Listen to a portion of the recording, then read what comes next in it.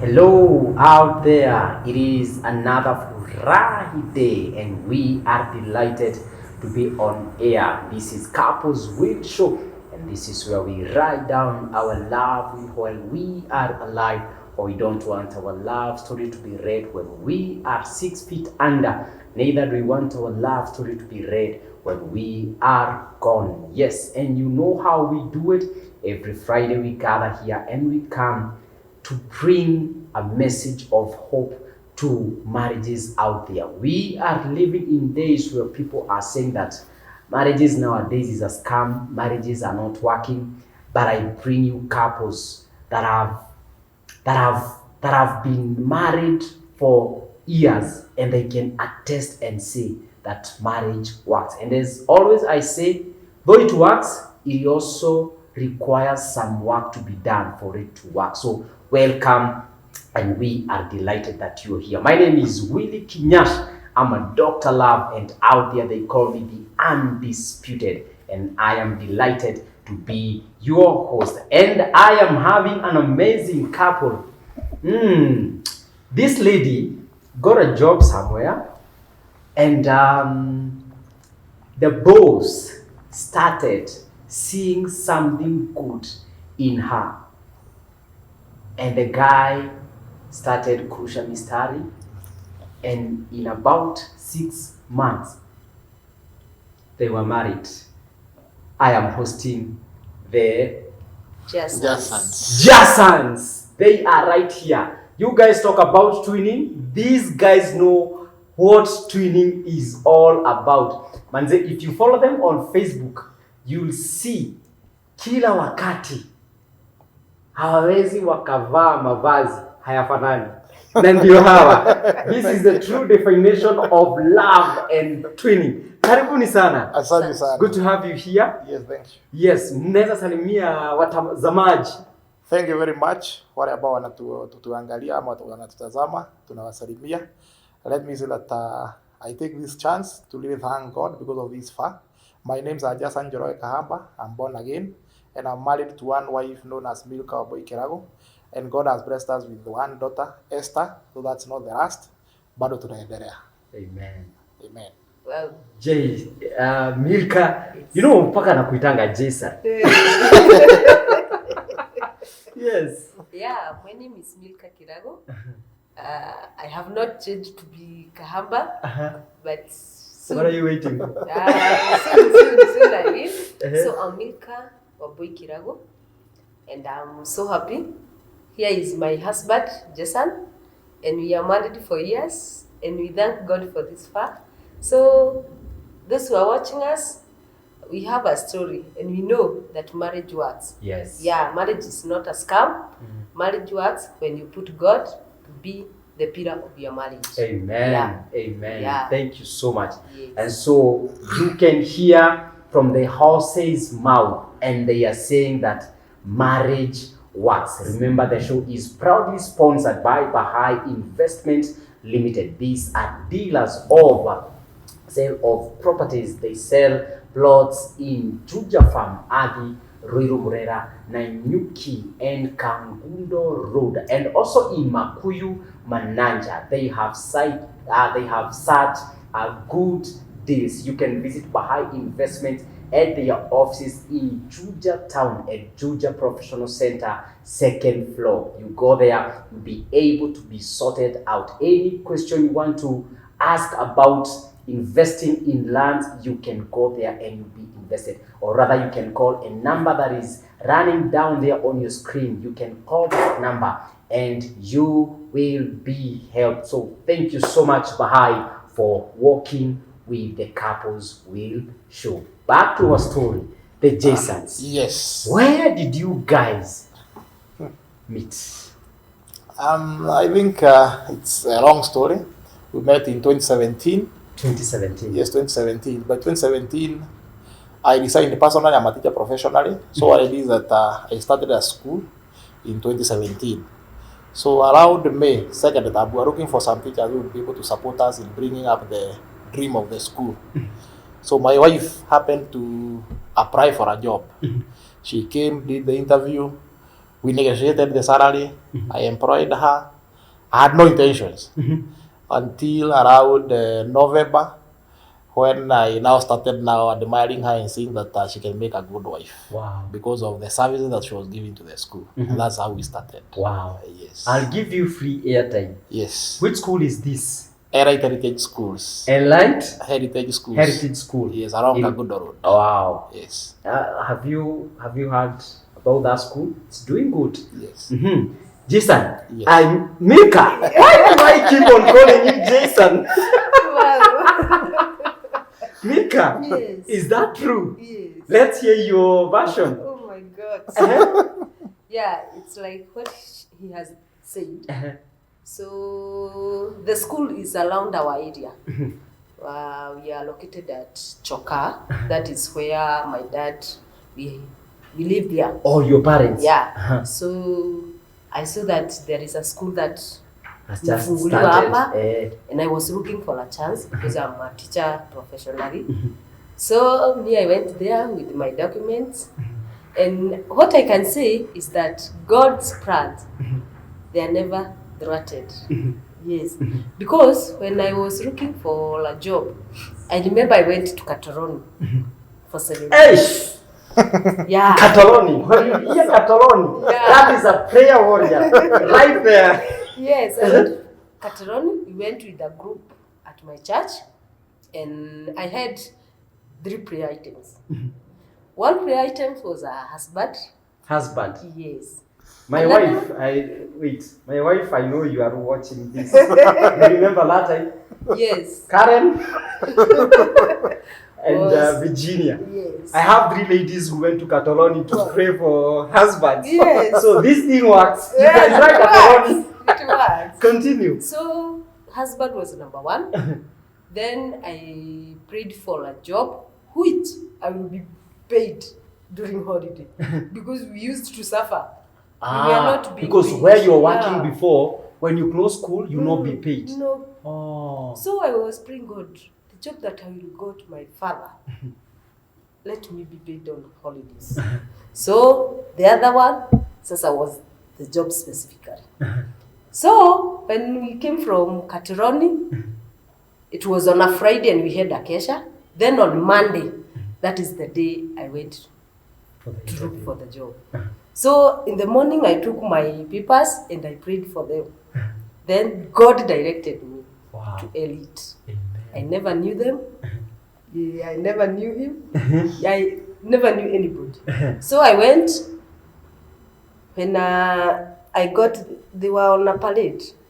He was not there. They used to have a challenge in transport. So I got another guy called Mr. Nyaga. I presented my documents. Then he told me, "Are you busy or you can wait for an interview?" I said, "I'm lady." So I waited for an interview. I did it, and in the evening he told me, "So come tomorrow so that we can agree." The next day on a Tuesday, I went. So we talked with Director Nyaga. Then I was told, go to finance director so that you can agree on your salary. So that is when I met And him. she was the finance He director. was the finance director. I can tell you, Yes. he was tough. Yes, he told me, on that salary, if you can't do for This much. that amount, don't have option. Go and look for. He said, unaweza enda tu. Oh. So I was like, Kumbe hajui anafukuza bibi yake. but yet I got the job. Wow. And we started working together. And I can say we have a kajani. We started friendship. We used to go transport together. Early in the morning. Yes. You know, I'm a preschool teacher. And preschool kids, they start at around 8. That is the time their lessons start. Yeah. So we used to go transport in early in the morning before lessons. So there we started. We study. And later we. Wow. Yeah. Wow. Yeah. Good. Yes. Mr. Nyaga. The first day you saw her, when she came for that interview, Yes. did you see a wife material in her? In fact, that time, what I can say is that when I saw her for the first time, I did not have any intentions because by then, I had another lady that I was intending to marry. So, and I did not see any wife material in her, but I really used to admire the way she was doing things. In fact, one of the things that really was pulling me towards her is about the fear of God. Kwa sababu atakuwa assemblies ndiye alikuwa anatuombea, staff meetings ndiye alikuwa anaomba, praises. So even I and my colleagues tulikuwa tunafurahia vile anasafu Mungu. But now the journey with the other lady ended. And in fact, let me say that this one was a divine connection. Because before I even approached her, and I think that's why even our dating did not take long, nilikuwa nimeonyeshwa kwa ndoto. Lakini sikuwa naona yeye. But I saw the shape, the size, and I was convinced he's the right person. Now, in fact, I think I had been about the other lady, I had been given several warnings, even by my own parents. Lakini sikuwa nimesikia. So I remember one time nikaenda town kwenda kuona the other lady and I got in a bus. And when I got in the bus, nikaenda kumuona, a preacher got in the bus na akaanza kuhubiri. Na the word alikuwa anahubiri, in the whole bus nikajua that is I. Ni mimi naongeleshwa. Akahubiri na nikasikia wacha nishuke kwa gari and sitaki kwenda sasa. But I said no, wacha tu niende. Because that guy, huyo mhubiri alisema, in this bus, I still remember those words. There is somebody who has been given several warnings of a certain issue na amekataa. Hata alikuwa anahubiri kwa Kiswahili akasema, kwa hii basi kuna mtu amepewa several warnings na amekataa kusikia.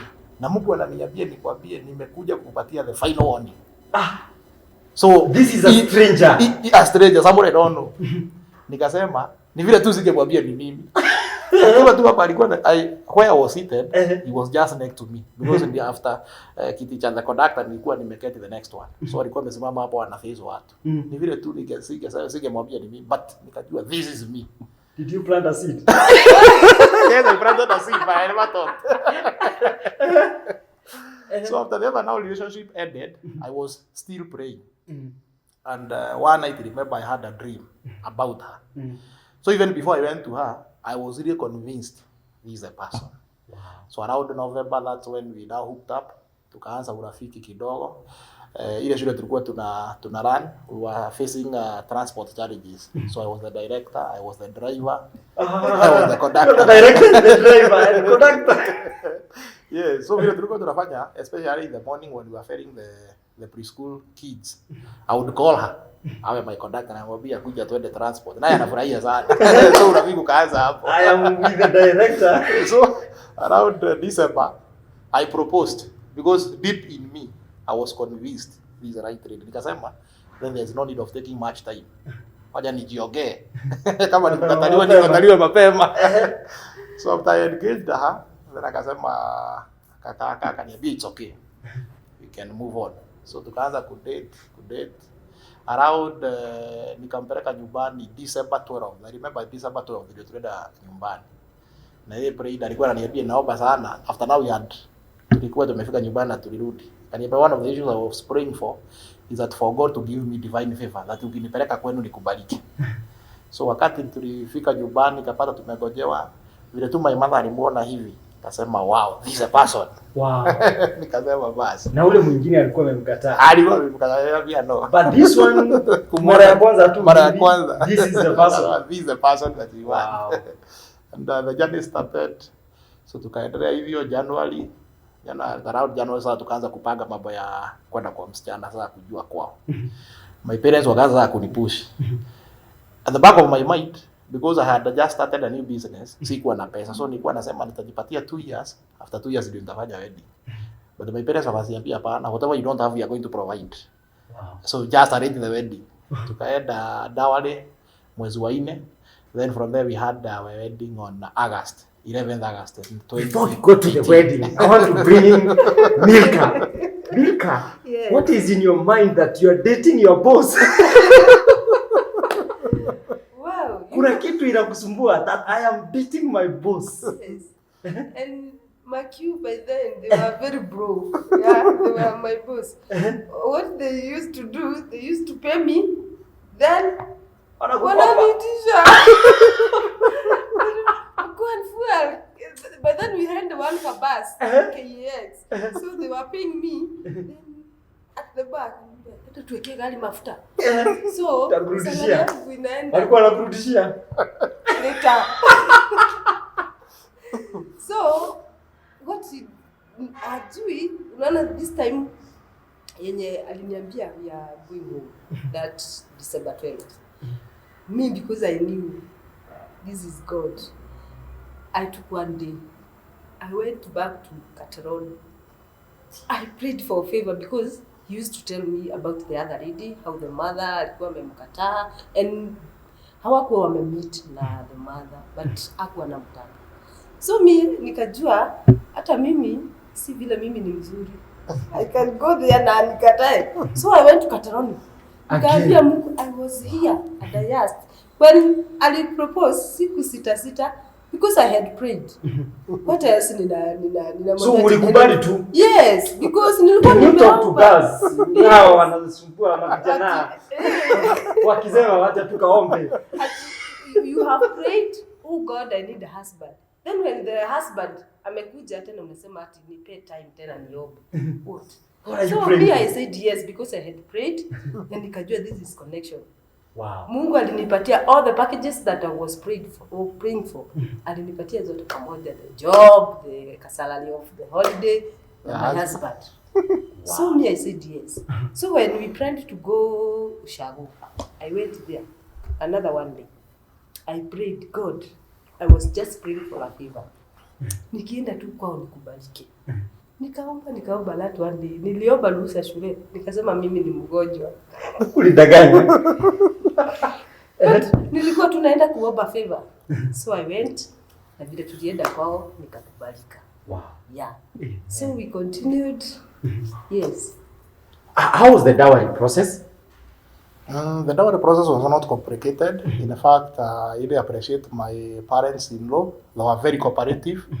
And in fact, when we went for the first, because we father went with my colleague, I got somebody, a gentleman, a close friend of mine, who took me to their home. Yeah. So tukaenda tukapata the father.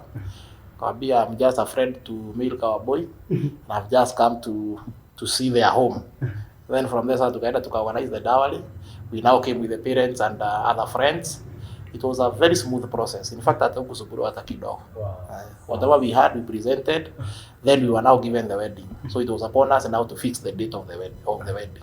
Yes. And you fixed the wedding? Yes, on 11th August. 11th August. Yes, 2018. 2018. Yes. Wow. Yes. How was the wedding, Milkah? The wedding was good. Though we had some challenges because this time they were broke. When you start a job, you know how a new business. There's a new business. It's a challenge. Yeah. So I remember when we are in that process of dating, kuna siku tulikosana. He used to take me to coffee, then hana pesa, anapigia babake. So I was like, how now? Sasa namuuliza, kwa nini na mimi hujaniuliza kama niko na pesa? Kwa nini nasumbua dad? So hakuwa na nini. So the process. Kwa hivyo watu wanaweza fikiria tulimwoa ni direct lakini wewe unajua hana kakitu jamaa. Hey, they were broke. Hey. So we used to kukosana because of that. Because kila time anapigia babake na hajaniuliza. I could feel bad because you know hii safari ni kusaidiana. Yeah. Yes. So when nako down na mimi niko nayo tunasaidiana tunapanda. So the process of wedding was not bad. Though challenges azikosagi hapa na pale. But we had a good time. Wow. Yeah. Wow. Yeah. Then now the wedding happened right there now the marriage started. Yes. How has been the journey? I think the journey has been exciting. I think we really thank God because of this far. In the last 4 years, we are now in our 5th year, and we have really seen God working with us. And what I can say is that even the people who are watching us, I can tell them marriage really works. Yes. The moment that you accept that you are a married person and you commit yourself to God, all other things will fall in place. Yes. Yes. What are some of the challenges have you gone through in your marriage? Maybe some of the challenges maybe that we have gone through is that I found that maybe at the times we would differ over some few issues, because I think even by the time that we were getting married, maybe my reasoning and her reasoning were totally different. Yeah. And she used to tell me, I'm praying God that anipatie the reasoning about yuko nayo. And therefore sasa nikasema sasa nitakuchukua like my small sister. And we were able to solve all the issues that we had. In fact, there were small hiccups here and there, just a few disagreements. But one of the things that I've noted is that as we continue growing in marriages, those few issues that used to disturb you those days, today hata huwa tunakaa chini tunaulizana, na hiyo kitu ilikuwa inatusumbua, kwani shida ilikuwa nini? So you overgrow them as time moves. Yes. Yes. Wow. Any other challenge you can remember? Yeah, challenges are there because you came from different backgrounds. Mambo ni tofauti. I know. I remember even there is a day I used to tell him, mimi unajua mimi nimelelewa kijeshi.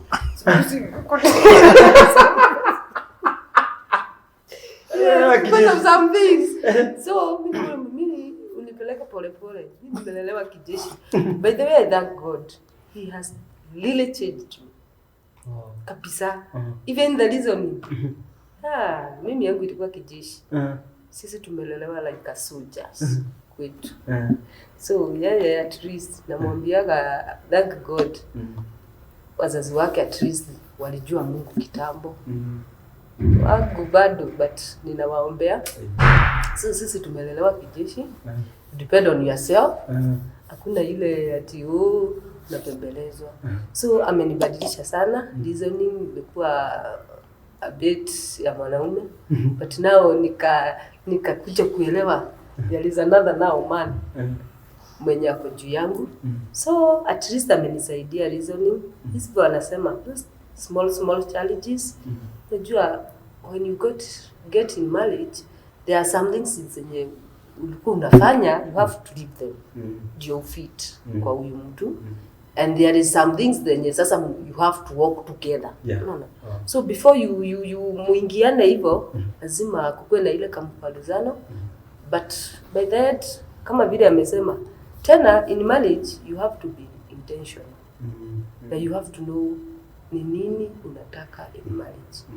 Because lazima we mwenyewe ukuwe umeamua. You know, kuna ile ati hata challenge fulani ikikuja unasema we will face this one because we are intentional in marriage. Wow. Yes. Na amenifunza sana to kukua, he is my best friend. Yeye ndiye tunapigaga mshene. Na yeye. Yeah. Because I remember even our best couple, they used to tell us that marriage ni yetu sisi wawili. So the third person ndiye anakujaga poison. So amenifunza sana kukua. Wow. Yeye ndiye best friend wangu sana. Yes. Wow. So we share everything na yeye. Yeah. Wow. There's this challenge you faced.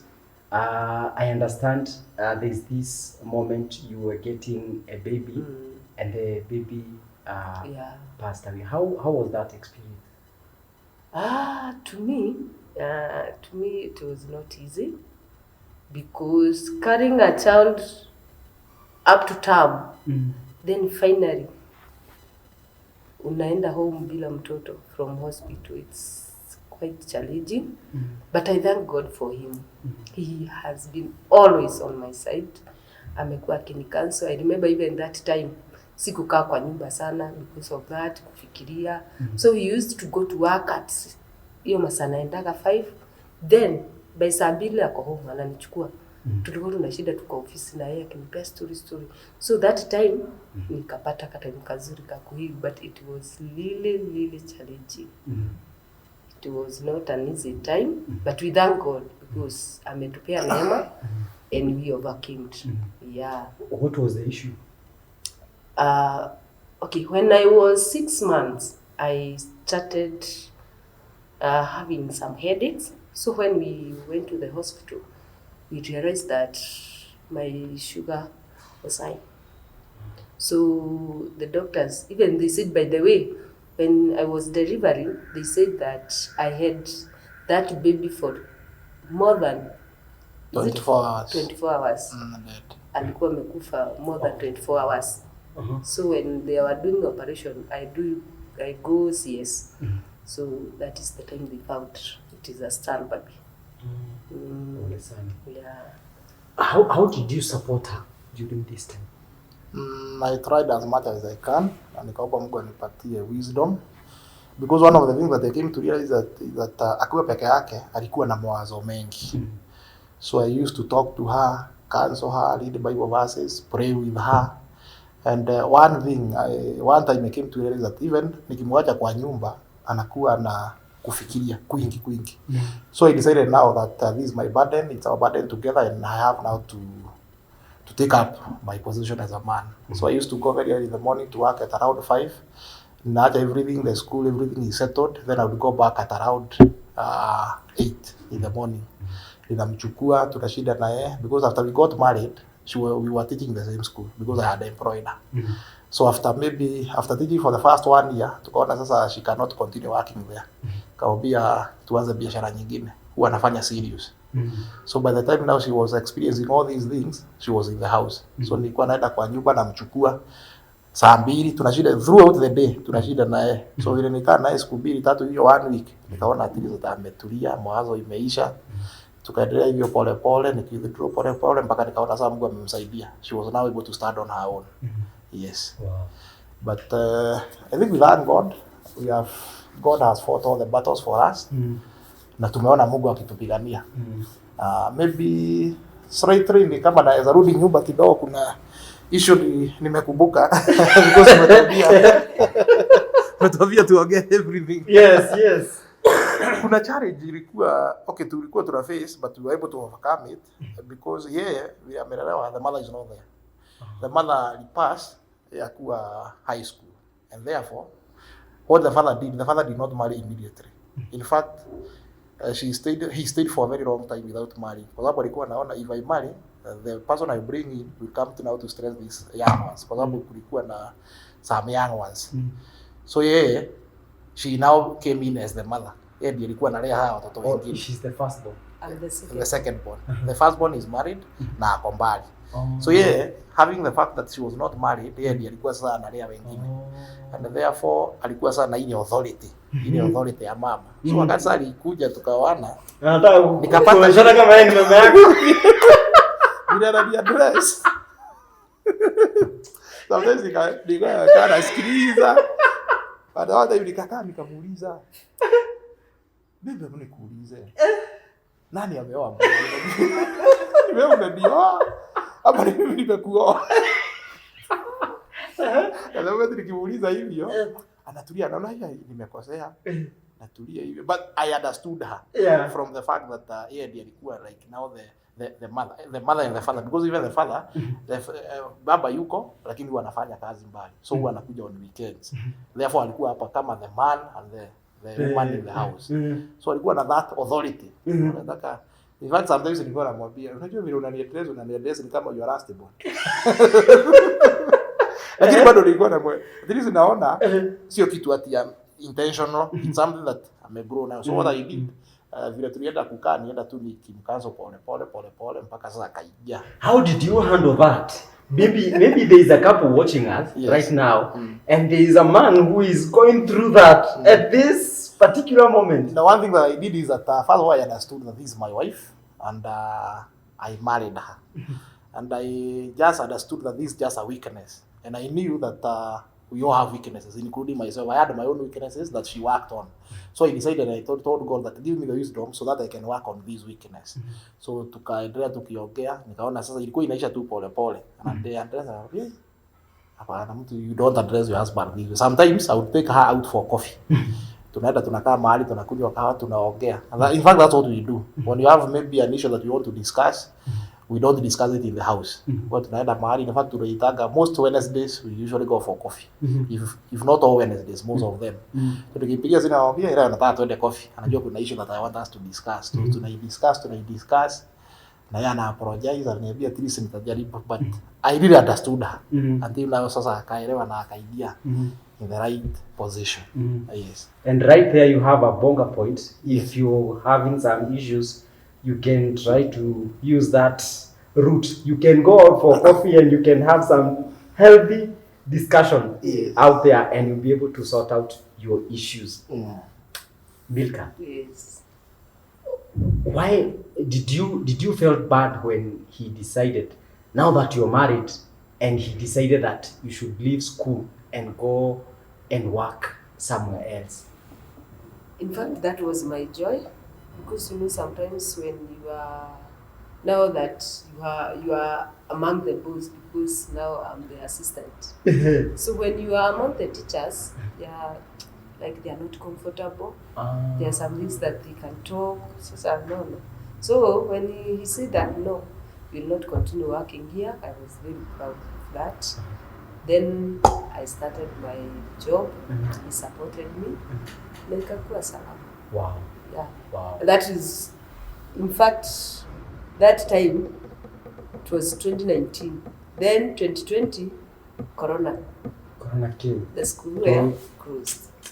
So we thank God, because kama mayai yetu yote ingekuwa kwa kikapu ya shule, we could have suffered. Ungekula madhara. Yeah, but I had that job, so we supported each other. Then until Corona kaisha. So yeah, I was very proud to have that job. Yes. Wow. Yes. What a story. And any other challenge? Not really, maybe I think there's another challenge. Yes, I think there's this one challenge I remember about the in-laws. And I have a brother, our second born brother. He really had challenges in life. Na alikuwa anakaa Nairobi, sometimes hana kazi, ananipigia. So I think by that time generally I'm generous generally. And in fact I think that kuna mambo amejaribu kunisaidia, because anybody could even call me nipatie 1,000 kama niko nayo na kutumia. Lakini sasa akaniambia mtu afanyage hivi, unafanya ABCD. So there is this issue about the brother that akanipigia simu, nitumie 500, namtumia. Tumia 200, namtumia. So akaniambia, kwa nini utakuwa unamsaidia kila wakati? Ndio tukaagi overrate, lakini faida ile wakati nikamwongelea, nikamwambia I made her understand, because huyu ni mtu ambaye akona challenges, na nikamuuliza. In fact, one of the things about ilikuwa ninafanya to disagree, nilikuwa namuuliza, tell me anything that I have not done in the house. I've paid rent, there is food, you have everything that you want. Is there anything that you have requested for na sijanunua? Uniambie, nimesaidia my brother at the expense of ABCD. But we were able to overcome that issue, the two of us. Wow. Yes. Wow. Amazing. How would you feel? Ikusaidia. Hey, this man. Hey, vile amesema. I even remember one day nilimwambia, yani sasa siku hizi imekuwa, if somebody amesikia nimekaa kama sijakunywa soda, nitumie 50 bob. Anatuma. Mtu anakaa tu hivi anafikiria sijakula nyama for long, nitumie 500, anatuma. Hey, nikamwambia you need to have a plan. Yeah. Because na ile kitu nilijaribu na at least it has worked. Nikamwambia tutafanya hivi juu I know the moment you have money in your M-Pesa na mtu ameitisha anapeana tu. He is very generous. Hiyo nayo ni ukweli. But nikamwambia no, you have to plan. Si kila mtu akikuitisha unampatia. Sometimes ni vizuri unaambia mtu leo sina. Because akiitisha leo unatuma. Akiitisha kesho unatuma. Unatuma. Wacha ajue unakosanga. Ndio one day asikuje kukasirika. And I thank God amebadilika. So what I did, nikamwambia, you know what? We are opening for cab account for our daughter. That is what we did. Tukafungua cab account na KCB. So nikamwambia, anytime umekaa hivi na umeona uko na 200 that you are not using in your M-Pesa, tuma kwa account ya mama. That is what he has been doing. Wow. Yes, and hiyo account imekuwa na pesa throughout. Sasa amekuwa mzuri, anajua kusema sina leo. Yes. Wow. Yeah. But I thank God for the brother-in-law. Okay, alikuwa na challenge, but you know sometimes hata mtu akiwa na challenge na akiitisha unampea. So hata aona maana ya kutafuta kazi. Because anytime anajua. So nikamwambia sometimes, and I thank God for Corona, by the way. No, it's good. Corona ilikuja kutufunza because na hapo ndio alichange. So when Corona iliisha, that time of Corona, the brother knew Shure it's not operating, so he knew we don't have money. So by that time, he was not asking for money. So when Corona iliisha, nikamwambia, now that Corona ilikuwa na hakuwa anaitisha money, is it that he was not surviving? Hakuwa analipa leo because he used to say, nitumie 50 bob, sijui mtoto ni mgonjwa. So he was asking me, hey, mpaka 50 bob. Nikamwambia si 50 anaitisha, you know, akitisha 50 atatumia 500. Yes. So when Corona iliisha, akuitisha hiyo pesa until today. In fact, we thank God alipata job. Sasa hii anaitisha, anasemaga nitumie, I will refer and he do refer. Wow. So no. Sometimes it's good to train yourself. Yes. To say no. Kwanza no ndio nilimwambia. No is an answer. Kusema no. No is an answer. Everything is yes. Yeah. Wow. Yes. But I thank God because of issue in-laws. It's a challenge in many marriages about in-laws. Some it is mother or father-in-law. Some it is, I thank God, by the way, he has no sister, so I'm the sister. And, I thank God because in many marriages, sisters ndio wanasumbuanga. Yes, but I thank God and the sisters. Wow. So we thank God for the brothers. Now they are good, and we thank God. Thank you. Yes. Thank you so much. I want you to speak to men out there because we have a generation that is not kind of believing in marriage today. And I want to give you a chance to speak to them and give them hope. And after that, maybe also Milkah can talk to women and young daughters who are aspiring to get married. Yeah. So, men out there, my fellow colleagues, what I can say is that one thing that we need to do in marriage is that when you get married, it's good to accept that you are under somebody's authority, despite the fact that you are a man.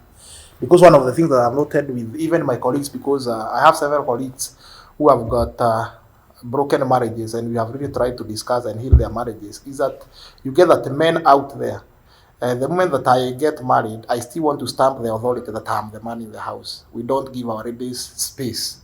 Sometimes it's always good that you admit, I'm married, I'm under somebody's authority.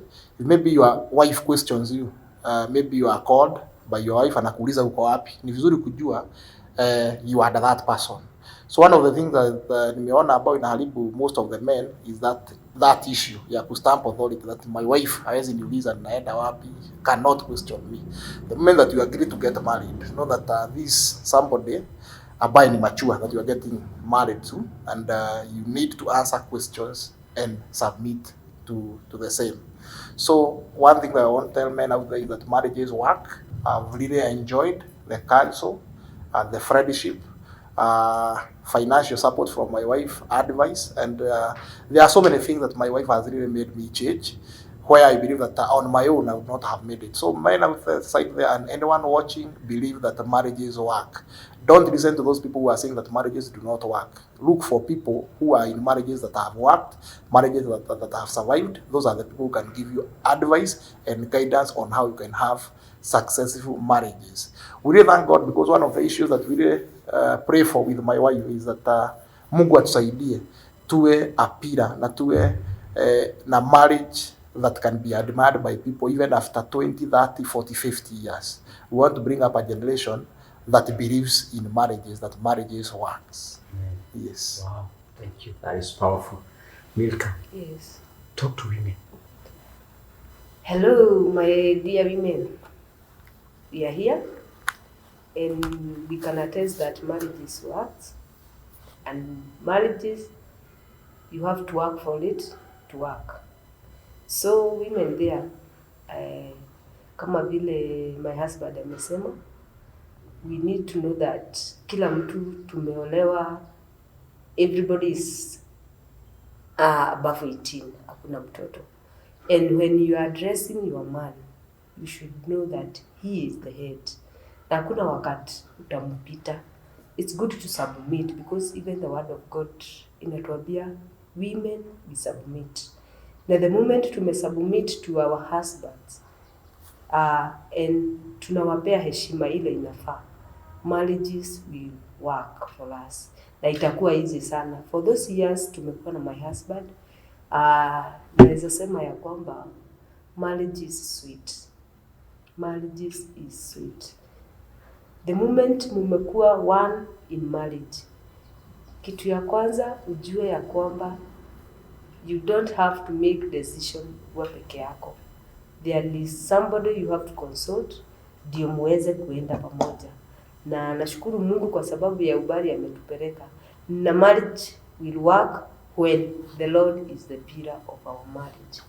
We have to put God first in everything. And I thank my husband because amenifunza, women, let's train ourselves to say sorry. Because most women, the word sorry, kabla itoke, I don't know whether ni mimi peke yangu, lakini amenifunza sana to say sorry. Mimi yangu haingetoka. Hata alikuwa ananiambia, najua tu nasema lakini haijatoka kwa moyo.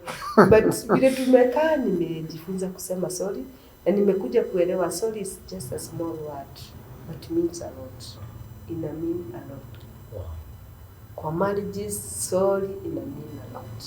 When especially inakuja kutoka kwa moyo, it means a lot. So let's train ourselves to say sorry and to humble ourselves kwa the husband. Wow. Wow, what a story. Thank you so much, guys, for coming. Welcome. We really feel honored, and thank you for being open and sharing your journey with us and being an encouragement to people out there. Thank you. This is the last segment, and nataka muangaliane. Hii tunaitanga heart to heart fellowship. And I want to give you a chance. And I want you to pour out your heart and speak words to each other that will come down within your heart. The floor is yours. Me hapa si yuko. So my dear wife, Milkah, I'm really grateful because of the journey that we have fought together for the last 4 years. It has been exciting. We have explored so many things together. We have had ups and downs, but I thank God that you have always been on my side. Hata wakati mambo ilikuwa mazito na magumu, you have always been there for me. And I really thank God that you have become one of the best. You are my best friend. I don't have any other friend who is better than you. Thank you because of your love. Thank you because of your care. You are the best. And I want to tell you that even if the world is to come to an end, then tuje duniani tena tuambiwe tuone, I would still go for you. Thank you very much, my wife. I love you. Thank you. Yes. And now it is your turn. Wow. Hey, do I have some words? I think there is no word that I can express my feeling to you. I really love you. You have been a very great pillar in my life, especially changing my attitude. I thank God for you, and it's always my prayer that God will keep you many years, that we may keep enjoying this life, and that we may keep serving God together, that He, even in heaven, if kunaweza kuwa huko mbinguni tunaweza patana, naweza tu mchagua. He is so daring to me. He got my back. Many years, I know, tutaishi miaka mingi, And it's my prayer that the word of God says that when a man ameoa, he got the favor from God. And I pray that that favor, it will keep working on you. Amen. May God bless you. Amen. And I love you so much. You Thank mean a lot to me, darling. Thank I love you. you. Amen. Wow. Hey! What love? What manner of love is this? These are Jason's words. Even if the world comes to an end and it starts all over again, he will still choose Milkah. I don't know how many couples who can say that. Be some of us, if God gives us chance. Oh, yeah. So thank you so much guys for coming. Welcome. We really appreciate. Na msalimie ako kasichana mkienda. Asante. Thank you so much and looking forward to having you again here. Thank you. Thank you so much. Thank you guys for tuning in. And remember, the show is proudly sponsored by Bahai Investments Limited. They deal with sale of properties, land, and they have plots in Juja Farm Adi, Nanyuki, Roiru Murera, Kangudo Road, and Makuyu Mananja. These are people you can trust.